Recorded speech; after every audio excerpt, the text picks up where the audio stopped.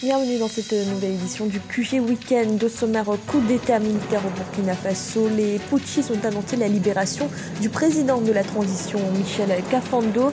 La CEDEAO organise la médiation. La crise interne se poursuit au sein du Front populaire ivoirien. À un mois de l'élection présidentielle, Pascal Affi-N'Guessan reste contesté par toute une frange du parti. Et le point sur les 11e Jeux africains de Brazzaville en football féminin. Le Ghana s'est imposé en finale du tournoi face au Cameroun, 1-0.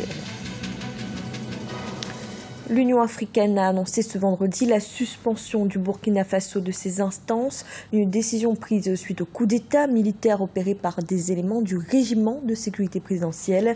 L'institution a également prononcé des sanctions à l'encontre des putschistes. Ils ont interdiction de voyager et leurs avoirs à l'étranger sont gelés. Et de son côté, la CEDEAO, la communauté économique des États de l'Afrique de l'Ouest, tente d'organiser la médiation. Le président de l'organisation, le chef de l'État sénégalais Macky Sall, est arrivé ce vendredi au Burkina Faso. La veille, la libération du président de la transition, Michel Kafando, était annoncée. Lisa Siakizimana. Libération du président de la transition Michel Kafando au Burkina Faso.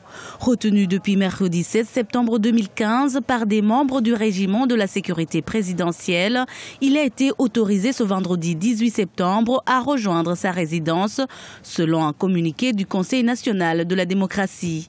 En signe d'apaisement et dans l'intérêt général, le CND a décidé de libérer le président de la transition, Michel Kafando. L'objectif à cela est de parvenir à un retour à une vie constitutionnelle normale, à la libération du président et du Premier ministre qui sont otages et à la libération de tous les ministres. Toutefois, le président Michel Kafando serait, selon certains observateurs, assigné à résidence. J'apprends que ce n'est pas une libération totale qui sera à résidence surveillée. C'est une amorce, mais pendant qu'on libère les otages, on est en train de massacrer les populations. Au moment où je vous parle, la ville est en ébullition. On nous apprend ça et là qu'il y a des balles qui ont tué des jeunes dans certains quartiers. Après le coup d'État de mercredi 16 septembre 2015, dirigé par le général Gilbert Diendéré, ce dernier a été nommé président du nouveau Conseil national de la démocratie par les putschistes.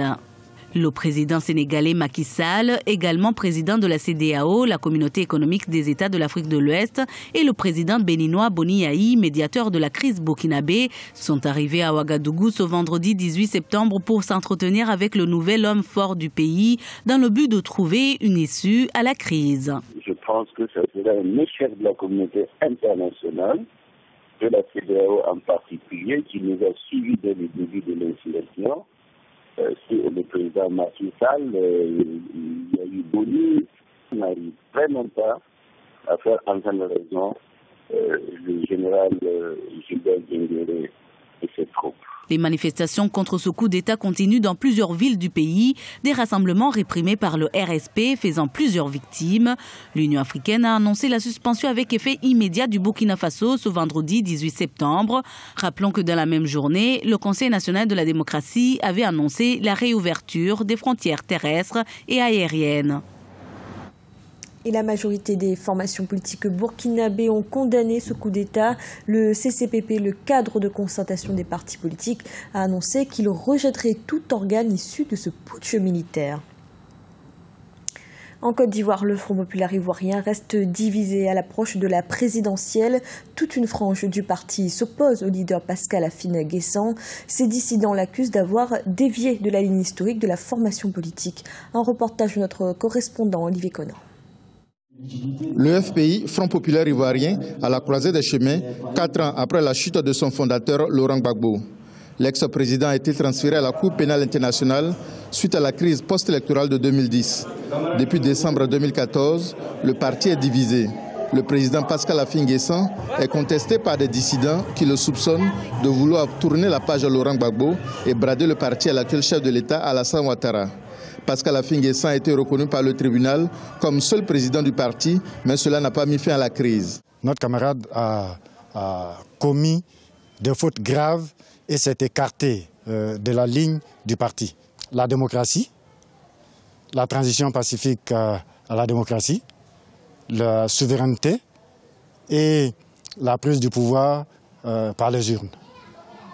Une fois que quelqu'un d'entre nous refuse un de ces piliers-là, il s'exclut de lui-même. Pour le président du FPI, les divergences sur la stratégie du parti font partie de l'ordre normal des choses. Participer aux jeux politiques et aux élections, ce n'est pas brader le parti. Notre parti a été créé pour apporter sa contribution à la démocratie et au progrès de ce pays. Donc nous sommes dans ce jeu et ceux qui veulent tourner le dos et qui veulent rester toujours dans une logique d'affrontement, alors que le pays sort d'une grave crise où il y a eu des milliers de morts, nous devons quand même considérer que nos parents, nos populations ont besoin de paix, de stabilité. Ce pays a besoin de se relever des traumatismes du 11 avril 2011. Moi, je suis engagé dans cette voie, dans la voie de la paix, de la stabilité du pays, de la réconciliation nationale et de la restauration de la démocratie. Pour les observateurs, la solution définitive à la crise au sein du Front populaire ivoirien doit venir de l'ex-président Laurent Gbagbo, incarcéré à La Haye, aux Pays-Bas, par la Cour pénale internationale. Le seul qui a la légitimité pour trancher ça, c'est Laurent Gbagbo. C'est lui qui peut-être clairement, fermement et sans confusion aucune, appeler Afi, lui parler et dire « Oui, je suis avec les autres. Viens à La Haye. Oui, Afi, je suis avec les autres. Je les soutiens. C'est la bonne ligne. Tu dis tu te bats pour moi, arrête tout, suis-les. » Ou bien il dit simplement « Ah, Sangaré, vous avez raison, mais laissez Afi essayer. Jusqu'au bout, suivez-le. » Pascal Affi-N'Guessan est candidat à l'élection présidentielle du 25 octobre 2015 pour le compte du Front populaire ivoirien. Ses adversaires au sein du parti sont de leur côté membres de la CNC, Coalition nationale pour le changement, et prônent le boycott du scrutin présidentiel. Dans l'actualité également, le Forum Africa a pris fin ce vendredi. Il avait lieu à Montréal, au Canada. Ce rendez-vous avait pour objectif de présenter les opportunités d'affaires en Afrique aux potentiels investisseurs canadiens. Notre envoyé spécial Marie-Angèle Touré a recueilli les impressions du président d'honneur du Forum, Jean-Louis Roy. Je me trouve en compagnie de Jean-Louis Roy, qui est le président d'honneur du Forum Africa. Vous avez annoncé ce forum, il a lieu, la première journée est passée. Qu'en avez-vous retenu? Êtes-vous satisfait du nombre de participants et de la qualité des débats? J'étais là au tout premier forum. On était quelques-uns, vous voyez aujourd'hui. Les gens sont venus d'une vingtaine de pays, sont venus d'Asie, sont venus d'Amérique latine, du Canada évidemment, des États-Unis. Je crois que c'est en train de devenir vraiment la grande plateforme de discussion, de réseautage entre les investisseurs africains et les investisseurs canadiens toute la journée. Parce qu'il y a le jeu un peu public de ce forum, mais dans les petits salons, il y a plein de gens qui se parlent et qui sont des professionnels des investisseurs dans le domaine de l'énergie, dans le domaine de l'agroalimentaire, dans le domaine des télécoms. C'est ça le forum. Il y a 2 ans, on avait ici le président d'une grande banque canadienne. Aucune de nos banques avait investi en Afrique.